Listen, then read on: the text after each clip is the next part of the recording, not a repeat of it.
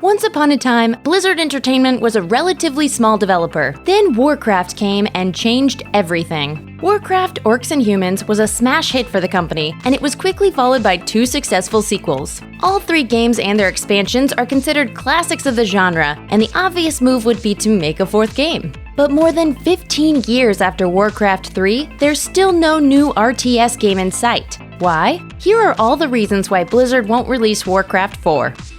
Double Team. The team at Blizzard made Warcraft and its sequel, Warcraft 2, and then rolled straight into StarCraft. While an entirely different team worked on their Diablo franchise, this core team of Blizzard veterans had a decision to make. Stick with the RTS genre, or go off and explore new ideas? The answer, it turned out, was both. At the point that we decided to really do it, we were, already knee-deep in the development of Warcraft 3. In many ways, they were kind of co-developed. The original Blizzard crew split into 2 different teams, pursuing different projects. Team 1 stayed in the strategy space and eventually delivered Warcraft 3. Team 2 tested out a few different prototypes before landing on the idea of a massively multiplayer online game, better known as an MMO. The resulting game was called World of Warcraft, and it would change Blizzard and the entire industry forever. A New World. With 12 million paying subscribers at its peak, World of Warcraft was the biggest, most talked about, and most profitable game on Earth for years. From the MMO's release in 2004 through StarCraft 2's debut in 2010, Blizzard did nothing but release content for World of Warcraft. The game's various expansions extended the storylines from Warcraft 3, resolving the tales of great villains like Illidan and Arthas. With the original RTS team split up and World of Warcraft using a big chunk of Blizzard's development resources, a lot of the motivation behind continuing the Warcraft strategy games had been bulldozed. Since the story was being continued in the MMO anyway, it wasn't like Blizzard had a creative need to produce a Warcraft 4.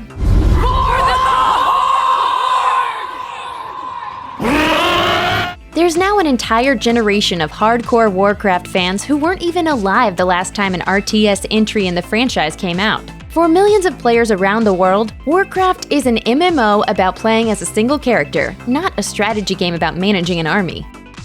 Zerg rushed.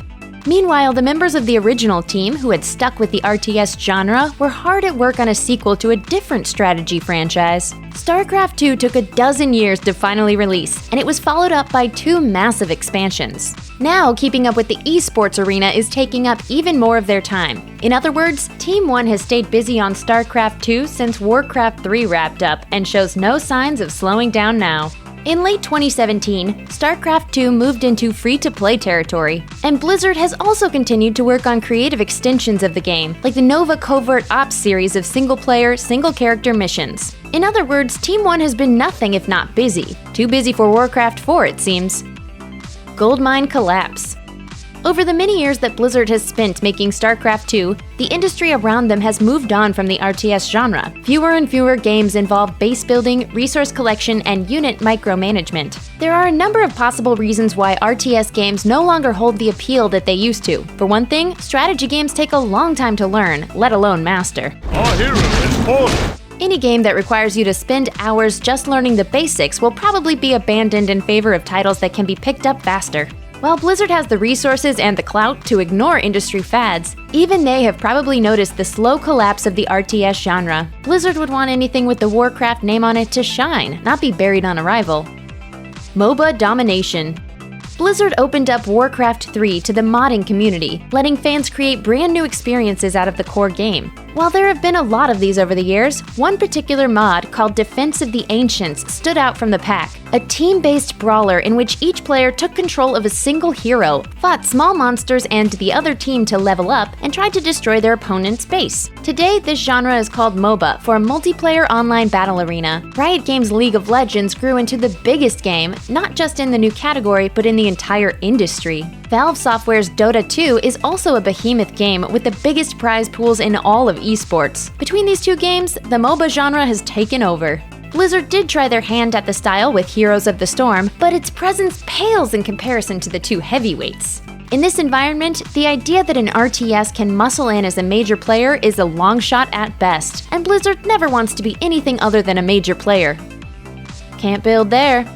When they were just starting out, Blizzard was a console developer. Their early racing games were Super Nintendo exclusives, as was their beloved The Lost Vikings series. But when their blockbusters started hitting shelves, they were all PC exclusives. Then, of course, World of Warcraft swallowed the company whole, and their entire output for a decade was nothing but PC-only Warcraft games. Clearly, those days are long behind them. Diablo 3 marked Blizzard's long-awaited return to consoles. Then came Hearthstone, which, in addition to PC, came to iOS and Android. Meanwhile, Overwatch began its rise to world dominance with a simultaneous release on PC, Xbox One, and the PlayStation 4. Blizzard is now officially a multi-platform developer. Yet the RTS genre has always struggled on console. Strategy games require a lot of hotkeys and pinpoint precision clicks, and these are not qualities that controllers have. If Blizzard wants to continue making games for a variety of devices, an RTS seems like a bad choice. So a Warcraft 4 would find itself as a single-platform title, probably soaking up a lot of those precious resources. Insufficient gold. Missing heroes. Blizzard's been around for over 20 years now, and in that time, there have been more than a few staff changes. But over the last few years, there's been a number of very high-profile departures. While these all appear to be amicable, they nevertheless represent a changing of the guard at the company. Chris Metzen, the man who built the lore and story of Blizzard games, including Warcraft, retired in 2016. And Rob Pardo, whose keen sense of game design turned Warcraft 3 and World of Warcraft into mammoth successes, is now running his own studio. Games have gone through staff changes before, so it's certainly not impossible for Blizzard to press ahead with a Warcraft 4 without Metzen, Pardo, and other franchise veterans. But on top of everything else, the departures certainly don't help the case for making it. Still kicking. In March of 2017, Blizzard made the surprise announcement that they would be remastering the original StarCraft along with its expansion, both polished up with slick new graphics that still retained its old-school visual charm. The remastered game was very well received, making updates where possible while hitting all the right nostalgia notes. Looks like you mashed some poor feather's dog, Sarge. Blizzard has always been a company fiercely proud of its titles, and StarCraft Remastered proved that those older titles can still deliver revenue for the company without the need to create new games in the series. Our attitude is, especially with a game like World of Warcraft, we want to continue evolving the content, keeping the game interesting, and supporting it as long as people are interested in playing it. Given all that, if Blizzard ever feels the urge to return to Warcraft's RTS days, that's much more likely to manifest itself as a remastered version of an old game rather than a new Warcraft 4. That will allow them to keep the old era of the series alive without having to dedicate huge resources to a modern era game. A new path. Nobody expected Blizzard Entertainment, purveyors of some of the biggest scale games in history, to create something as small as a collectible card game. Yet Hearthstone stunned everyone by becoming a runaway global success. Lich King is back, boys. Get hyped. The Lich King never let, Pally. Right, guys? Right? High five? No? Moving on. Blizzard has the money, talent, and time to create any kind of game they want. But at the same time, they always challenge themselves to create groundbreaking, genre-defining works. There's no doubt that if they chose to make Warcraft 4, it would be a good game. But that would be a throwback to an older era, not the next juggernaut on which the industry turned. And that, more than anything else, is why Blizzard probably won't make it. Thanks for watching. Click the SVG icon to subscribe to our YouTube channel. Plus, check out all this cool stuff we know you'll love too.